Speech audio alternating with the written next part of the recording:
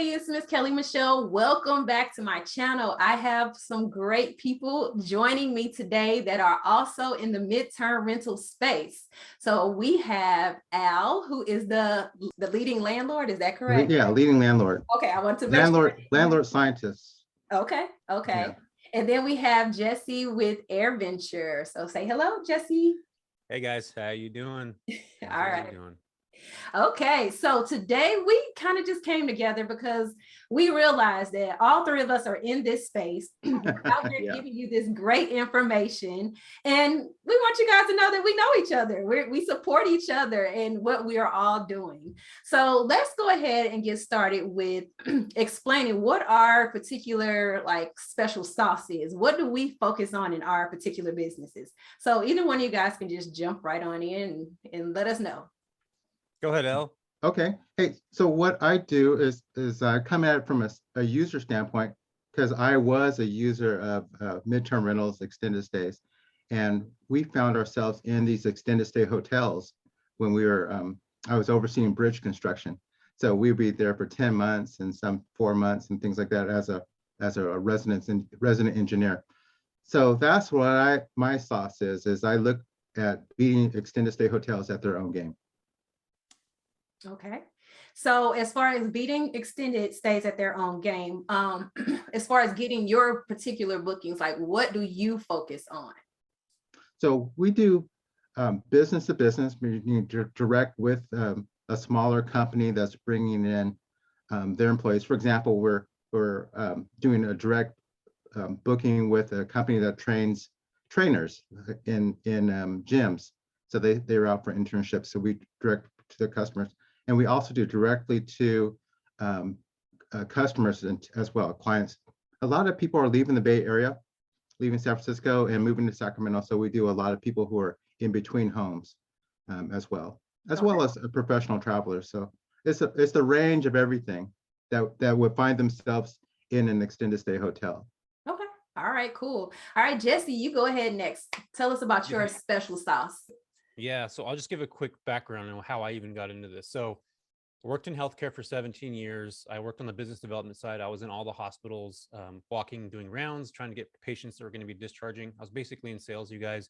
And I noticed that there was a ton of travelers coming into the market. And what I mean by in the market is that they were working on the floors and they had these really cool accents. We don't have that in California, right, Elle? We don't have the cool accents in California. Everybody just says dude and man, just like I do all the time. That's it.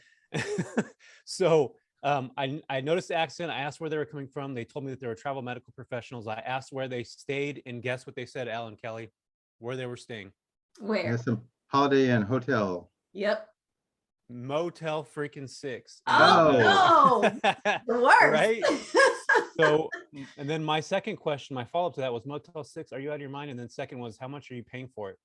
And Motel 6 is $100 a day times 30. Guess what that is? $3,000, right? 3,000. So they were paying $3,000 a month to stay in a freaking Motel 6 when at that time, 2015, I was able to purchase a property and my mortgage was, $1,300 plus some change with that's principal, insurance, all that stuff combined. So I could technically buy a house, have a traveler come in and have them rent and cash flow over $1,000, which back in 2015, that was unheard of, right? People weren't really making that kind of money. So for me, fast forward, working in the healthcare division, I noticed that there was a need. And then I went to the hospitals, I talked to the agencies, and I got a contract. And that contract literally funded my real estate career. So for me, it's really going after the actual agencies themselves. I don't want to just be another listing on Furnish Finder. I want to do better than that. Business to business, Al, you just talked about that. That's such an important thing. And I think that a lot of people sometimes miss the sales opportunities that come into that. We have to be sales, whatever we're doing in this job or in this life, in this specific market, it's sales, whether you like it or not. And I think at the end of the day, it's just finding those agencies to connect with intuitively and connect and build an actual relationship and start, a business that's going to be sustainable over time and not rely on Furnish Finder, Airbnb to supply the guests for us. So right. Dang, this is a smart guy you brought here, Yes, Kelly. yes. I have two smart gentlemen on the line, okay? Now, you guys know me and how I got started, but yes, my special sauce is basically my bookings primarily come from online, right? I am focusing on Furnish Finder. I do use Airbnb and other booking platforms to get my guests, and I've been doing very, very well with that. But I am moving into getting those contracts and, like Al said, the whole business to business. So I am still growing that part of my business. So yeah, that's what's coming up next for me. Awesome. But yeah, so again, welcome you guys. So let's go into some tips, right? Since we've all been in this business for a little while now, what would be like 3 tips that you would give people to just kind of help them out if they're interested in getting into midterm rentals? Hey, Jesse, you can lead this one. You want me to take it? Okay. The first one is market research. Do really intense market research. Find out what local hospitals are in your market. Find out what level hospitals they are. Find out how many travel medical professionals are actually in that specific space. You guys can go to Indeed.com right now and type in travel medical professionals hiring, whatever market you're in, and you'll see every single agency that is hiring in your market. And that'll give you an insight of what hospitals are actually hiring and what their demand is. Second thing that I could suggest doing is just literally picking up the phone and calling the HR department of a hospital and just ask, do you guys contract with any agencies? And that's pretty simple. It's just picking up a phone and dialing, and then Google. And number 3 would be, if you're going to get into the short or the midterm rental space, don't just buy a cookie cutter home. Get something that, or rent something that has a little bit of experience to it.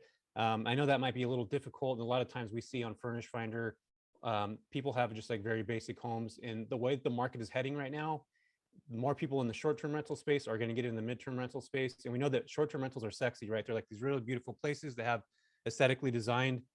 That's where the midterm rental space is going. And if you're not on that boat now, if you're not, if you have a cookie cutter place or your places are very bland, and those work for now, but what's worked in the past isn't going to work for the future. So I think that everybody that is going into this intuitively should start forward thinking about what their design, what their elements are, and who's going to be staying here a year from now, or 2 years, or 3 years from now. Okay, good, cool. All right, how about you, Al? What 3 tips do you have? Okay, it's similar to Jesse, but a little bit different.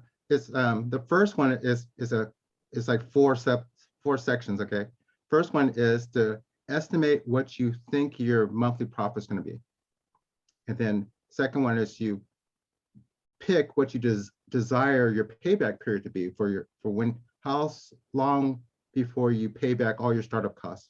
So you can pick how many months, and then you multiply those together so you calculate your furnishing budget. So you know how much you're going to spend on furnishing. Then the 4th thing is be resourceful within that budget to start with. So pay yourself back, and then you can always reinvest and make your place better, but get the nicest stuff you can within a budget, so you're not fooling yourself and thinking you're profitable and you're really not. You're just paying back your startup cost. The second tip doesn't have any sub tips, is if you're interested in direct bookings, of course you have your website, but you want to consider Google to be your home page. You want to show up, your goal is to show up on the first page of Google. So that's your goal. It's not that difficult. You just have to make that your intention and go for that. And the 3rd tip is consider an insurance premium in lieu of a security deposit. If you can make up your own, I'll tell you what we do. We make up our own insurance company. So people pay $79 or $76 as a payment towards their premium, and it's non-refundable. And then in lieu of our security deposit, because we find ourselves not really dinging people's security deposits and just kind of avoiding the friction and just returning the whole thing. So, but we need new sheets and new consumables all the time. So we do better with an insurance premium versus a security deposit. Okay, yeah, that's a good idea. I did not think about that. And I was just thinking about having to return these deposits, and like, golly, that's a good idea. Thank you for sharing that. Thanks. Hurry up, Kelly, we want to hear yours. You want to hear mine? Okay, so number 1, most people don't go into this being realistic as far as budget wise and how much money you would need to get up and running and get your property set up and ready to roll. So I would say, any business, you have to have some type of money, you guys. You can't just think that you can get into this very cheaply and, and make a lot of money off of it. So having some money set aside to be prepared and prevent yourself from being stressed out. It might take you, a month or a month and a half to get a guest book, after you first start. So just make sure you have a cushion there. So that will be one tip. The other tip I have is to make sure make sure you don't scale too fast. So Al, you kind of referred to this kind of budgeting and making your profit back. And so don't scale too fast. Get set up, get up and running, pay off whatever you need to pay off. Some things you might have put on credit. So pay those things off, enjoy some of your profits. Then go ahead. I know I have fallen into this trap where I just reinvest my money back into my business and I'm not enjoying the profits and reaping the benefits of all of my hard work. So that is a mind shift that I have had to have. And it's like, hey, it's time to woosah, stop for a second, enjoy, and then go back and get some more. These houses and places, they aren't going anywhere. So you can always go pick up another property. As far as my third one, what is my third one? I wrote some stuff down here. Yeah, but that's some deep wisdom there. That's some deep wisdom about that you dropped there. Thank you. I think the other one is you don't have to be perfect. Like so many people have analysis paralysis. They overthink, thinking, they can't just get into this business. Yes, you can. Anybody can get into it if you are willing to put in the time and effort to do that. Just get started. Now, you might get started on different levels. You might not be able to buy a property immediately. So just start out with rental arbitrage. You might not be able to get a contract or direct booking immediately, but just start off with booking platforms. You'll get there, but don't think you have to jump in and just have everything. Just start and grow. That's anything in life. So those would be my 3 tips. That's good stuff. Those are good. Yeah. Yes. So, all right, let's talk about where we are going in our businesses. Now that we are established, we're teaching people, we're all having some great success here. So what is the next step for you guys in your businesses? Sure, I'll lead this time. Yeah, So for us, we're looking at, we do a good job of marketing, and we over market. We have more leads coming in than we have spaces, which we like. So the next thing is, if we can't house them, we want to be able to refer them to other people and pick up a referral fee there. And we also want them to have our list of things that we want them to consider doing when they're in town. And we're building affiliate relationships there.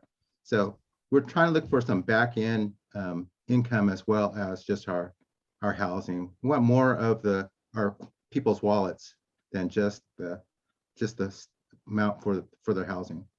Okay. All right. So Jesse, how about you?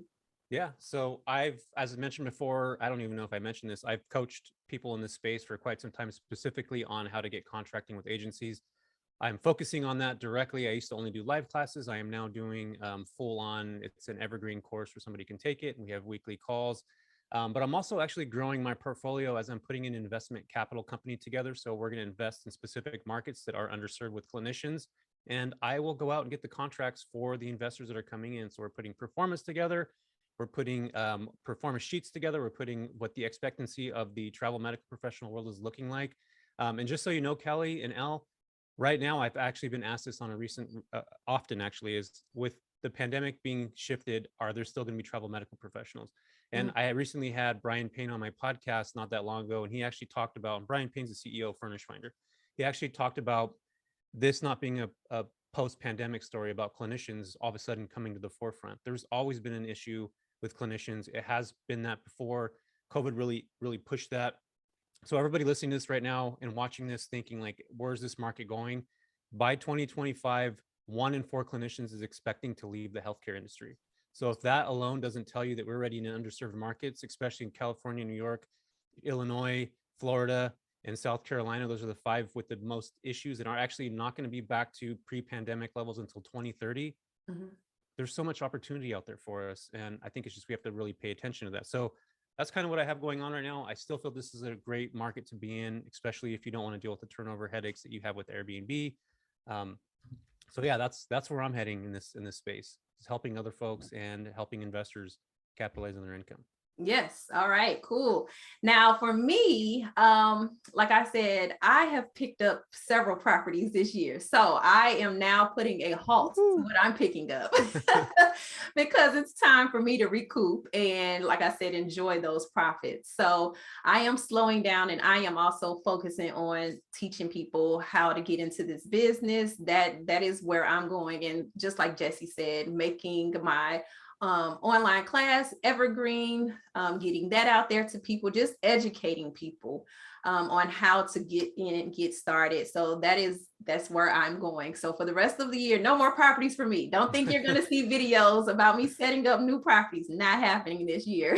Not happening. Can I ask you, is it because like the interest rates going up, or is it just like you're coming back to centering, getting your business together? What does that look like, Kelly? So yeah, it's really about me coming back. I've been so busy just out there getting properties, getting them set up, getting them, but like I've been so busy with that. It's now time for me to reorganize my business, do a lot of administrative things that I have neglected because I've been out of the house and running around doing other things. So it's just kind of like getting back to a balance where everything is running smoothly and making sure I'm available to serve my clients and my, the people who are trying to learn from me, making sure I can come up with more information and, whatever I need to serve them as well. So yeah, for the rest of this year, I'm just kind of like, nope, that's my focus. This is what I'm doing. So next year, I'll have a new goal and I'm sure pick up more properties next year. But right now, especially because I fund these things myself, it's kind of like, okay, hold on, I've done enough.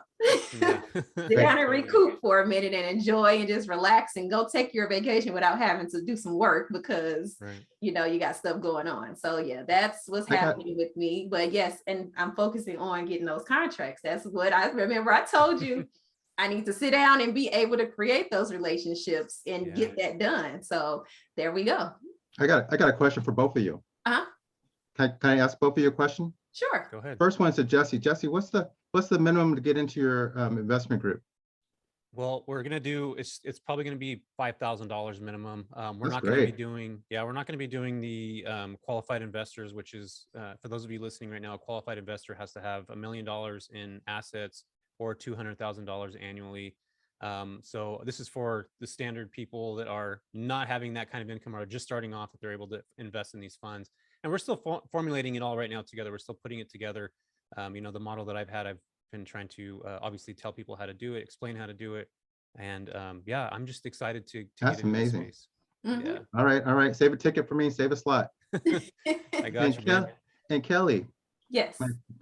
The goddess. Why are you using your own money?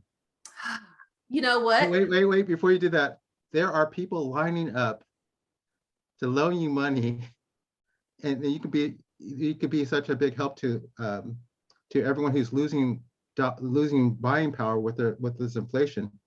So go ahead. I'm gonna let you answer. Yes. So you're right. I am aware that I can get some private investors. I just haven't done it yet. So it was just kind of like, I'm just a person. It's hard for me to borrow money. That's just me. I mean, I know that's something I have to fix.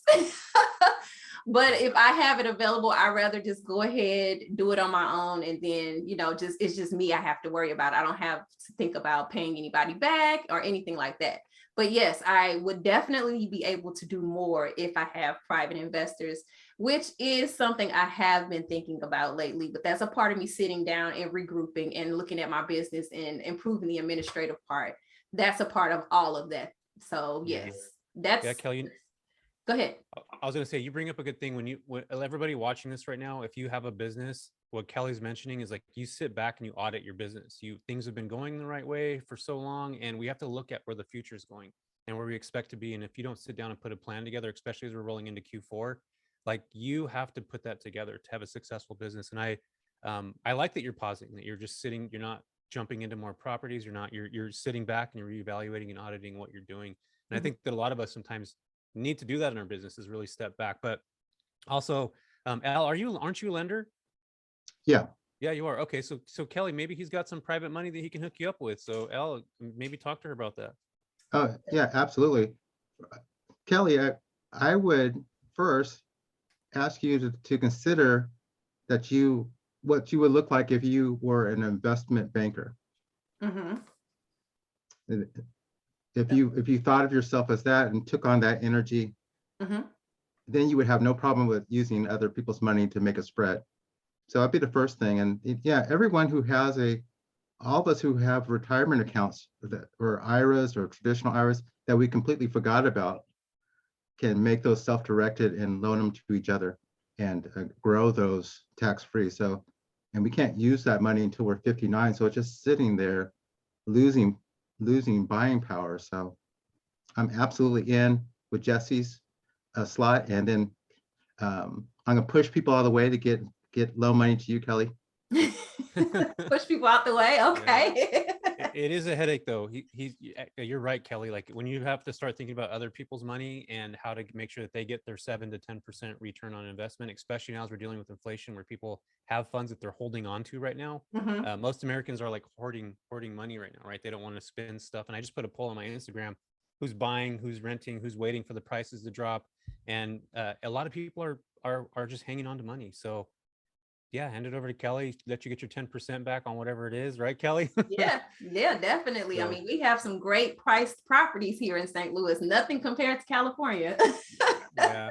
Well, Kelly, you can still make money in California. Yes. I mean, Al's doing it right now. I'm doing it right now. And I think that when we think about California, we think about beach property, multi-million-dollar homes. Mhm. Yeah, that's there, but there's also a lot of underserved communities that are still, 3 to 400,000, especially now with the recession and properties hanging out longer. There's Mhm. going to be more opportunity for investors to pick places up, especially creatively. If something that's sitting on the market for 3-4 months, you can Right. actually pick that up and rent that from the owner, or even potentially owner finance, where you don't put very much money down at all. So there's so many opportunities. And right now is the time to really start thinking about it. Audit what you're doing, Kelly. Anybody listening to this, audit what you're doing and see where the future is going, because there's going to be a lot of opportunities for us, especially if we have cash and we make moves silently, without Yeah. talking That's about good. people. If you can make money in Turlock, you can make money anywhere. That's just Anywhere, right? Yeah. Yeah. Exactly. Hey, let me Yeah. throw this out. Are we going too long? No, go ahead. There's lots of ways from an investor to hold on to these properties. You can joint venture directly with the owner. Mm-hmm. So not rental arbitrage. You can lease option control a property that way. Mhm. You can also create an option with the owner, give them some money, and with the option to purchase or the right of first refusal. There's a number of things that you can do to master lease this. It's the same thing hotels have been doing for 30 years. We're just using some of those tools to try to avoid, the goal is to avoid the maintenance if you're doing some type of arbitrage, avoid the maintenance and get the profit. So Right. lots of ways of coming at it, lots of tools, and lots of people who want to fund these types of recession-proof, virus-proof rentals. Mm-hmm, mm-hmm. Yeah, and it's like I'm aware of these things, but like I said, it's a mindset thing for me. I know making money off of other people's money is the best route to go. So, like I said, I just need to sit back, recoup, and redo things, right? To be better, work smarter, not harder, right? And we threw you in the hot seat, didn't we? Yeah, well, that's okay. It's all right. I mean, there are people just like me out there, so this relates to them as well, right? Yeah. Yeah. Everybody's at a different level. Yeah, we could just toss money right into Jesse's investments and make that 15-16% profit. Yeah. Well, Kelly, the cool thing that the great thing that you have already when you decide to get into the space, if you decide, and anybody listening to this now or watching this, is that you have a pro forma put together over your properties over the time. And that's exactly what Al's looking at. He's going to look at 2 years of what that rental history looks like and how much money you're actually making. Mm-hmm. So when you do go to fund a deal like this, if you're doing 12, 13, 20, 25%, and you've been able to repeat it multiple times, guess what? Al's going to look at that. They're going to use that for your income. They're also going to look at that and say, okay, Kelly's qualified, she can do this. And then that's where you get the investors to say, hey, here's 30% of my money over the last 2 years. And guess what? They're going to line right up to do that. Yeah. Yep. Well, look at me. I guess that's what will be the focus. Yeah. It's not for everybody, but it's a thought. It's a thought. Definitely, definitely. So do you guys have anything else you want to share before we wrap this up? I got one more parting shot. Okay. And that's something that I'm working on. I encourage everyone I coach to work on is set yourself up so your business is sellable. Yes. Set yourself up. Get your your Instagrams, get all your media, your digital assets together. You cannot sell your Airbnb reviews. You cannot sell your Airbnb business. According to Airbnb, that would be fraud to them. But you can sell all your direct marketing assets, and you're looking for 3 times your annual income, your revenue, as being able to sell your business. So set yourself up for that. Keep that in mind for your exit. Okay, great point. Great point. Jesse, did you have anything else you want to say? No, my last thing that I'm going to say is that everybody watching this right now, if you're on the fence of like, should I get into this? Do I have a property now that's traditional long-term rental that I want to switch into midterm rental space? Yes, you need to do it. And there's 2 reasons why, and I'm going to tell you the first one. Again, I just mentioned this a second ago. Travel nurses aren't going anywhere. The travel medical industry isn't going anywhere. In fact, it's actually a $12 billion industry, and it's continuing to rise. And it's been doing that since 2015. And the second thing is, don't get stuck, just like Kelly, you mentioned this earlier, analysis paralysis. Don't get stuck in that. Do your research. Again, look at what the market is doing, how many hospitals there are, what levels there are. Start picking up the phone and just dialing. And good things will happen when you put intention and you're mindful and you actually start listening to people like Kelly and Elle and myself. You surround yourself with individuals that are doing things, and you'll start making things happen. So I encourage everybody now watching to just follow these folks, make things happen, watch what they're doing, and create your own plan, follow based off of what they're doing. So I think that's proximity's power for sure. Yes, yes. And the number one thing is education. You cannot just learn everything you need to know from social media. You can't do it. You need to really educate yourself so you won't make some big mistakes. So 100%. Keep that in mind. You have to invest in yourself in order to grow with anything, right? So that would be my takeaway. And also, it isn't just the medical professionals. Like Al talked about, he has contracts with the trainers who are working in the area. There are insurance companies, there are students, there are like all types of groups of people that you can cater to. So think outside the box. I've done videos about military families and how they need, housing as well. So think about that. There is definitely a lot out here if you just jump out and get started. All right. Okay, well, I would like to thank you guys. Thank you, Al and Jesse, for being on this video with me today and providing some great information. And you guys, make sure you like and subscribe. I will put Al's and Jesse's information in the description below so you can follow them on YouTube and any other social media that you guys have. They'll give it to me so you guys will have it. And I hope you guys enjoy the rest of your day. All right, bye.